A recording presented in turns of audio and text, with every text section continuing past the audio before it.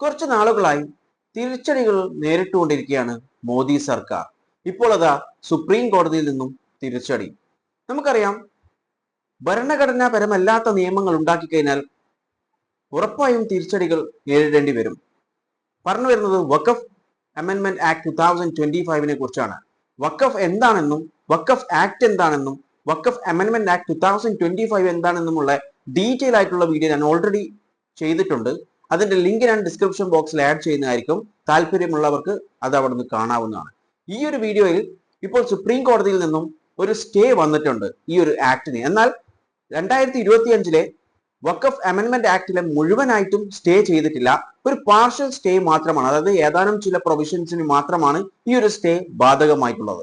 നമുക്ക് അത് ഏതൊക്കെയാണ്, അതിൽ ഇമ്പോർട്ടന്റ് ആയിട്ടുള്ള പ്രൊവിഷൻ ഏതൊക്കെയാണെന്ന് നോക്കാം. ഒന്നാമത്തെ പ്രൊവിഷൻ എന്ന് പറയുന്നത് എൻക്രോച്ച്മെന്റ് ഡിസ്പ്യൂട്ട് ഫ്രീസ് ചെയ്തിട്ടുണ്ട്. അതായത് ഒരു പ്രോപ്പർട്ടിയെ കൊണ്ട് ഡിസ്പ്യൂട്ട് ഉണ്ടായി കഴിഞ്ഞാൽ, അതായത് അത് വഖഫാണോ അല്ലയോ എന്നൊരു ഡിസ്പ്യൂട്ട് വന്നു കഴിഞ്ഞാൽ 2025 മുൻപ്, ഈ നിയമം ഭേദഗതി ചെയ്യുന്നതിന് മുൻപ് അത് ട്രിബ്യൂണലോ അല്ലെങ്കിൽ കോടതിയോ ആണ് തീരുമാനിക്കേണ്ടത്. എന്നാൽ 2025 ഭേദഗതിയോടെ